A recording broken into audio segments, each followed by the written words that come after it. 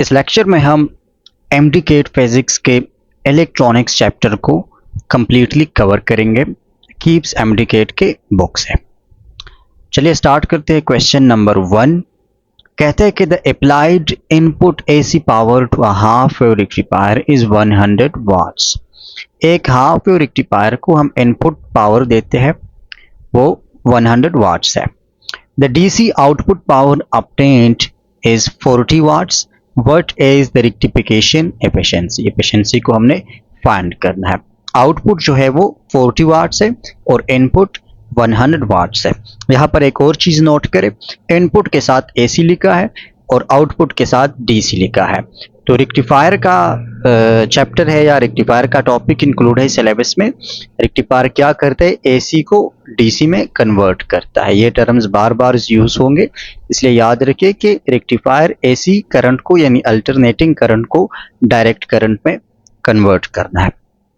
अब हम एफिशिएंसी को फाइंड करता है। तो एफिशिएंसी का यूजुअल फार्मूला होता है आउटपुट, जो आउटपुट क्वांटिटी होती है डिवाइडेड बाय इनपुट। ये एफिशिएंसी का फार्मूला होता है, लेकिन हमने परसेंटेज में आंसर को निकालना है, तो इस वजह से हम इसको मल्टीप्लाई करेंगे बाय 100 और जो आंसर मिलेगा वो परसेंटेज में आएगा।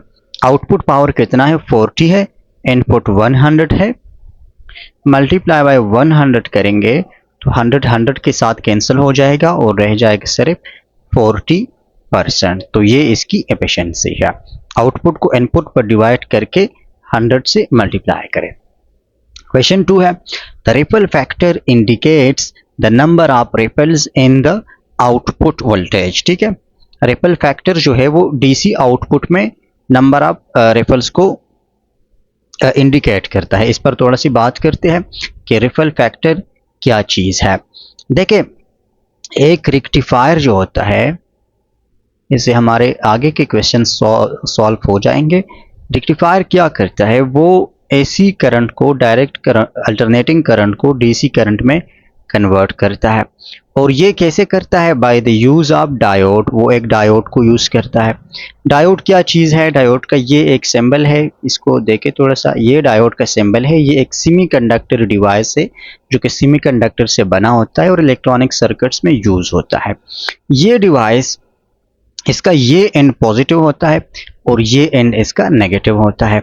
तो यहाँ भी ये वायर के साथ कनेक्ट होता है, यहाँ भी एक बैटरी के साथ ये कनेक्ट होता है, या कोई भी वोल्टेज सोर्स के साथ ये कनेक्ट होता है।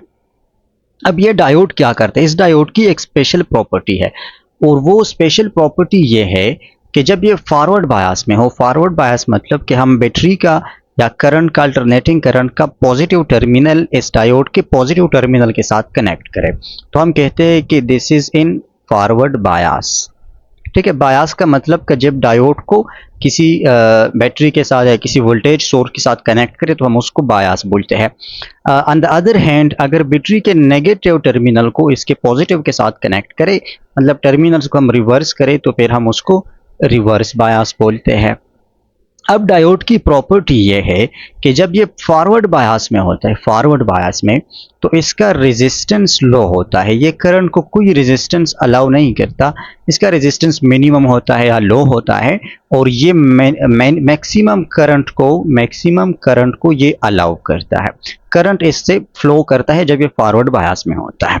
और जब ये रिवर्स बायस में होता है तो इसकी जो रेजिस्टेंस है वो बहुत मैक्सिमम हो जाती है, रेजिस्टेंस ज़्यादा हो जाती है, तो ये करंट को तकरीबन स्टॉप कर देता है। हम कम्प्लीटली स्टॉप नहीं करता, फिर भी अबाउट 0.3% या पता नहीं 3% इस तरह कुछ अलाउ करता है, लेकिन ये स्टॉप करता है, इसका रेजिस्टेंस इंक्रीज हो जाता है। और ये कितना इंक्रीज होता है रिवर्स बायस में, किसी भी स्टैंडर्ड डायोड का जो रेजिस्टेंस होता है वो इन यूनिट्स ऑफ मेगा होता है, मतलब 10 to the power 6 1 lakh times ohm जो है ये इसकी रेजिस्टेंस होती है, जो कि एक बहुत ही ग्रेटर वैल्यू है। अब रिपल फैक्टर की हम बात कर रहे थे कि जब ये एसी को, मतलब ये अगर एक एसी वेवफॉर्म है, ठीक है, जब ये पास होती है किसी रेक्टिफायर से या डायोड से मैं एक सिंपल डायग्राम बनाता हूँ। Suppose this is a rectifier, तो आउटपुट क्या आता है, आउटपुट डीसी आता है, पल्स वेटिंग डीसी मिलता है हमें, इस तरह का मिलता है। उसमें नेगेटिव पार्ट खत्म हो जाता है, इस तरह पॉजिटिव पार्ट हमें मिलता है इस वेवफॉर्म का। अब ये तो डीसी है, डायरेक्ट करंट है, लेकिन कंप्लीटली ये डायरेक्ट करंट नहीं होता, इसमें फिर भी कुछ इम्प्योरिटीज होते हैं या इसके अंदर कुछ ना कुछ एसी के कंपोनेंट्स रह जाते हैं। अब वो एसी के कंपोनेंट्स जितने ज़्यादा होंगे तो ये रेक्टिफायर उतना लेस एफिशिएंट होगा, इसकी एफिशिएंसी कम होगी। जितना अच्छे से ये डीसी में कन्वर्ट करेगा, कोई रेक्टिफायर अगर वोल्टेज को जितना अच्छे से डीसी में कन्वर्ट करता है तो उतना उसकी एफिशिएंसी ज़्यादा होती है। इसमें ये जो एसी कंपोनेंट होते हैं ये आउटपुट वोल्टेज में, इसको हम रिपल्स बोलते हैं। ठीक है, रिपल्स पी से है या एफ से है पता नहीं, इसको हम रिपल्स बोलते हैं। ठीक है, जिसमें ये रिपल फैक्टर ज़्यादा होंगे तो इसकी एफिशिएंसी कम होगी, और जिसमें ये रिपल्स फैक्टर कम होंगे तो उसकी एफिशिएंसी ज़्यादा होगी। ठीक है, और ये रिपल फैक्टर हम इसको रिप्रेजेंट करते एक न्यूमेरिकल वैल्यू से। किस चीज़ से रिप्रेजेंट करते, एक न्यूमेरिकल वैल्यू आई थिंक 1.21 जो है हाफ वेव रेक्टिफायर के लिए है, और 1.4 है या 1.6 समथिंग ये फुल वेव रेक्टिफायर के लिए, ये फुल वेव के लिए या हाफ वेव के लिए, इस तरह की कुछ वैल्यूज हैं, आप इसको कंफर्म कर ले बुक में से। तो ये वैल्यूज किस चीज़ को रिप्रेजेंट करती है, ये रिप्रेजेंट करती है कि कोई रेक्टिफायर कितना एफिशिएंट है। इसको थोड़ा डिटेल में एक्सप्लेन इसलिए किया क्योंकि इसी से अक्सर क्वेश्चंस बन जाते हैं। क्वेश्चन नंबर 3 है, फॉर हाफ वेव और full wave rectifier the peak inverse voltage of the rectifier is always. अब ये पीक इनवर्स वोल्टेज क्या है, जब एक रेक्टिफायर रिवर्स बायस में हो, जिस पर अभी हमने बात की, तो रिवर्स बायस में ये मैक्सिमम कितने वोल्टेज को कंट्रोल कर सकता है या विथस्टैंड कर सकता है। अगर एक ऐसी वैल्यू वोल्टेज की कि अगर वोल्टेज उससे इंक्रीज हो जाए तो ये रेक्टिफायर ख़राब हो जाता है या काम सही से नहीं करता या इसमें मसला आ जाता है, उसको हम पीक रिवर्स वोल्टेज बोलते हैं। तो कहते हैं कि वो ऑलवेज क्या होती है, इनपुट वोल्टेज से ग्रेटर होती है या स्मॉलर होती है या इक्वल होती है। तो रिमेंबर, जो इनवर्स पीक वोल्टेज होती है तो वो इनपुट वोल्टेज से हमेशा स्मॉलर होती है। ठीक है, क्यों स्मॉलर होती है, क्योंकि रेक्टिफायर में डायोड यूज होता है, और डायोड जो है वो अबाउट 0.7 वोल्ट इनपुट वोल्टेज को ड्रॉप करता है। ये वोल्टेज को क्या करता है, ड्रॉप करता है, क्योंकि ये सेमीकंडक्टर से बना होता है और सेमीकंडक्टर यूजुअली सिलिकॉन होता है जिसका 0.7% वोल्टेज को ड्रॉप करता है रिवर्स बायस में। क्वेश्चन 4 है, the device which converts AC into DC is called rectifier. इसी की बात तो हम कर रहे हैं। Question 5, the types of rectifications are 2। दो तरह के रेक्टिफिकेशन होते हैं, एक हाफ वेव रेक्टिफायर होता है और एक फुल वेव रेक्टिफायर होता है। इस पर भी थोड़ा सा इसको भी डिस्कस कर लेते हैं कि हाफ वेव क्या चीज़ है और ये फुल वेव क्या चीज़ है। देखिए, हाफ वेव रेक्टिफायर में ये होता है, किसी भी एसी सिग्नल का या किसी भी एसी वेवफॉर्म के दो कंपोनेंट्स होते हैं। ठीक है, ये ऊपर वाला पॉजिटिव कंपोनेंट, ये नीचे वाला नेगेटिव कंपोनेंट। जब ये किसी रेक्टिफायर से पास होता है तो इससे नेगेटिव वाला खत्म हो जाता है। हाफ वेव रेक्टिफायर क्या करता है, वो पॉजिटिव कंपोनेंट को अलाउ करता है और नेगेटिव कंपोनेंट को स्टॉप करता है, यहाँ पर कुछ भी नहीं मिलता। फिर अगेन पॉजिटिव को ये क्या करता है, पास करने देता है, अलाउ करता है, नेगेटिव पे कुछ नहीं मिलता। फिर अगेन पॉजिटिव को अलाउ करता है, नेगेटिव पे कुछ नहीं मिलता, तो इसको हम हाफ वेव रेक्टिफायर बोलते हैं। जो फुल वेव रेक्टिफायर होता है वो क्या करता है, वो पॉजिटिव कंपोनेंट को तो अलाउ कर लेता है, मगर ये एक फुल वेव रेक्टिफायर है तो ये पॉजिटिव कंपोनेंट को अलाउ करता है, नेगेटिव कंपोनेंट को स्टॉप नहीं करता, उसको पॉजिटिव में कन्वर्ट करता है। नेगेटिव को स्टॉप नहीं करता, उसको भी पॉजिटिव में कन्वर्ट करता है। तो अगर आप इसमें से देखें, ये जो हाफ वेव रेक्टिफायर है ये एक कंपोनेंट को अलाउ करता है, हाफ साइकिल को ये बिल्कुल स्टॉप करता है। फुल वेव दोनों को अलाउ करता है लेकिन नेगेटिव को कन्वर्ट करता है इनटू पॉजिटिव। तो ये कंसेप्ट भी आगे क्वेश्चंस में यूज होगा। क्वेश्चन नंबर 6 है, rectification is possible by diodes. Diode को यूज करते हैं हम रेक्टिफायर्स में। Question 7, the semiconductor diode can be used as a rectifier because. Diode को हम रेक्टिफायर में क्यों यूज़ करते हैं अभी बता दिया कि जब ये फॉरवर्ड बायस में होता है तो इसका रेजिस्टेंस लो होता है, ये करंट को अलाउ करता है, और जब ये रिवर्स बायस में होता है तो इसका रेजिस्टेंस वेरी वेरी हाई होता है, जो कि ऑप्शन ए है। It has low resistance to the current flow when forward bias and high resistance when reverse bias. जब फॉरवर्ड में होता है तो रेजिस्टेंस लो होती है, जब रिवर्स में होता है तो रेजिस्टेंस हायर होती है। Question number 8, in the half wave rectifier circuit shown, ये हमें एक सर्किट दिया गया है हाफ वेव रेक्टिफायर के लिए। कहते हैं कि which of the following wave forms is true for diode the output across C and D. ये सी पॉइंट है और ये डी पॉइंट है, यहाँ पर एक डायोड लगा हुआ है और क्वेश्चन में मेंशन है कि ये क्या है, ये एक हाफ वेव रेक्टिफायर है। तो इसका आउटपुट सिग्नल क्या होगा? अगर इनपुट सिग्नल ये है, जाहिर सी बात है एसी है तो एसी इस तरह होगा, तो आउटपुट सिग्नल क्या होगा? अभी हमने डिस्कस की कि जो हाफ वेव रेक्टिफायर का आउटपुट होता है उसमें पॉजिटिव साइकिल पास होता है, नेगेटिव स्टॉप, फिर पॉजिटिव पास, फिर नेगेटिव स्टॉप, इस तरह होता है। तो इसमें कौन सा ऑप्शन डी को देके ये हाफ वेव के लिए सिग्नल है। अगले स्लाइड पर जाते हैं, question 9, for the given circuit of PN junction diode. अब एक पीएन जंक्शन डायोड हमें गिवन है, ये सर्किट है उसका। Which of the following statement is correct, कौन सा स्टेटमेंट करेक्ट है? ऑप्शन ए में कहते हैं in forward biasing the voltage across R is 2V। इस आर के अक्रॉस वोल्टेज की बात करते हैं कि फॉरवर्ड बायस में ये 2V होता है। याद रखिए वोल्टेज को V से 2V करना ये बैटरी का काम है या ये जो वोल्टेज सोर्स है उसका काम है। डायोड का इसमें कोई काम नहीं है कि वो वोल्टेज को इंक्रीज करे, वो वोल्टेज को इंक्रीज नहीं कर सकता। हाँ, वोल्टेज ड्रॉप रेजिस्टेंस के क्रॉस या डायोड के क्रॉस आ सकता है। तो गिवन ऑप्शन में से जो 2V वाले ऑप्शन है, ऑप्शन ए और ऑप्शन डी, इसको पहले से ही कैंसिल कर दे, हमारा करेक्ट आंसर नहीं हो सकता। सिर्फ बी और सी को देखें। बी में कहते हैं कि in reverse biasing the voltage across R is V. अगर ये रिवर्स बायस में हो तो क्या यहाँ पर वी वोल्टेज आएगा? नहीं आएगा। इसलिए नहीं आएगा कि रिवर्स बायस में ये वोल्टेज को अलाउ नहीं करता, वो स्टॉप करता है, करंट फ्लो ही नहीं करता रिवर्स बायस में। तो ये भी गलत है, सिर्फ सी आंसर रहता है जो कि करेक्ट आंसर होगा।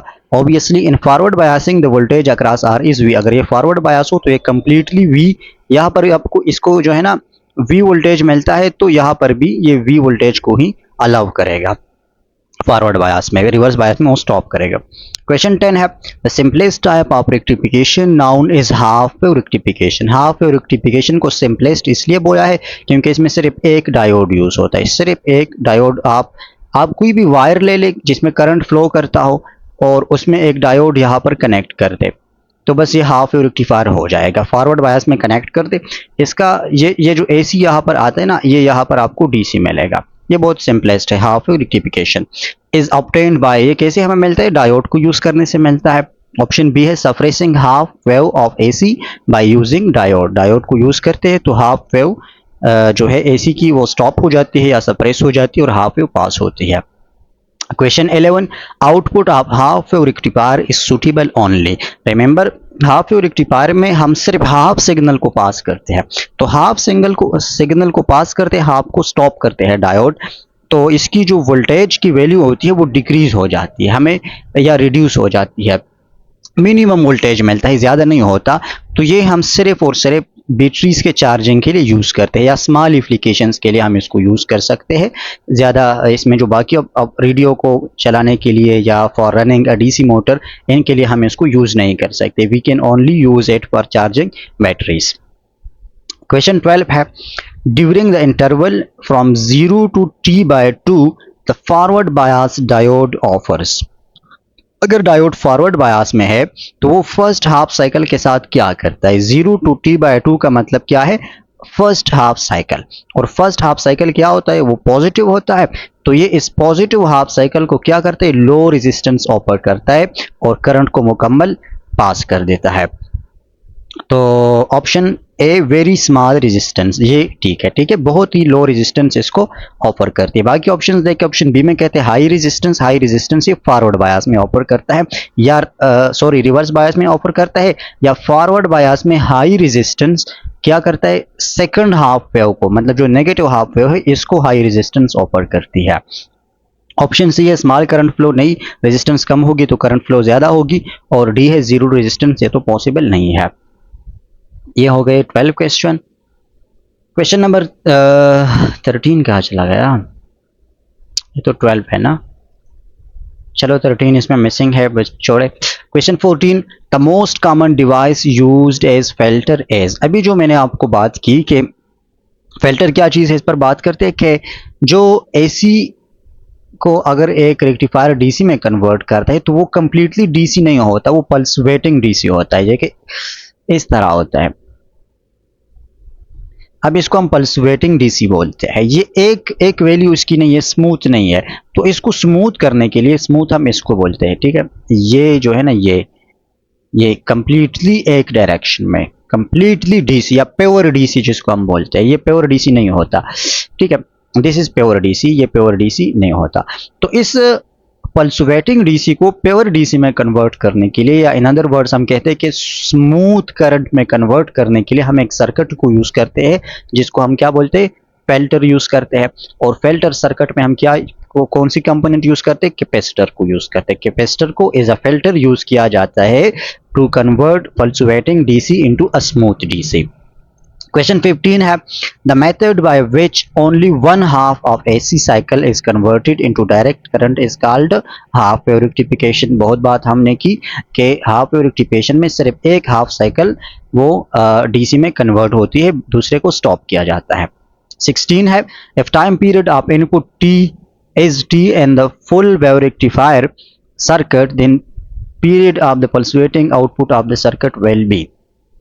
फुल वेव रेक्टिफायर की बात करते हैं, चाहे वो ब्रिज हो या वो सिंपल फुल वेव रेक्टिफायर हो, उसका अगर टाइम पीरियड, इनपुट का टाइम पीरियड टी है तो आउटपुट का टाइम पीरियड क्या होगा। ये एक दूसरा कंसेप्ट याद करें, इंपॉर्टेंट है, इसमें से क्वेश्चंस आते हैं कि हाफ वेव रेक्टिफायर के लिए जो इनपुट फ्रीक्वेंसी होती है वो इक्वल होती है आउटपुट फ्रीक्वेंसी के। इनपुट के साथ में आई लिखो, आउटपुट के साथ ओ लिख दो। इनपुट फ्रीक्वेंसी या एसी की frequency equal to DC frequency होती है। अगर इसमें 50 हर्ट्ज सिग्नल इनपुट होता है तो 50 हर्ट्ज हमें आउटपुट में भी मिलता है। जो फुल वेव रेक्टिफायर होता है उसमें फ्रीक्वेंसी डबल हो जाती है। इनपुट फ्रीक्वेंसी जो है ना, सॉरी आउटपुट में पहले लिख दूं, जो आउटपुट फ्रीक्वेंसी होती है वो 2 टाइम्स ऑफ इनपुट फ्रीक्वेंसी होती है। अगर इनपुट सिग्नल की फ्रीक्वेंसी 50 हर्ट्ज है फुल वेव रेक्टिफायर में, तो ये हमें आउटपुट 100 हर्ट्ज देगा। क्यों देगा? क्योंकि ये जो इनपुट सिग्नल है इसमें फ्रीक्वेंसी की कंपोनेंट कौन सी है, अगर आप आइडेंटिफाई कर सके, ये इसमें 1 हर्ट्ज है, एक ये इसमें से आप पॉजिटिव सिग्नल ये और एक नेगेटिव सिग्नल, तो यहाँ तक ये 1 हर्ट्ज है, यहाँ तक ये दूसरा हर्ट्ज है। लेकिन जब ये डीसी में कन्वर्ट हो जाए तो ये एक साइकिल को 2 पॉजिटिव साइकिल्स में कन्वर्ट करता है। अब ये अलग एक फ्रीक्वेंसी, ये अलग एक फ्रीक्वेंसी, तो यहाँ के एक साइकिल को, इनपुट के एक साइकिल को आउटपुट के 2 साइकिल्स में कन्वर्ट करता है, जिसकी वजह से इसकी फ्रीक्वेंसी डबल होती है। अब फ्रीक्वेंसी और टाइम पीरियड का अपोजिट रिलेशन है, हमें पता है कि frequency is equal to 1/t या t is equal to 1/f। तो हाफ वेव रेक्टिफायर में फ्रीक्वेंसी टाइम पीरियड दोनों सेम रहेंगे।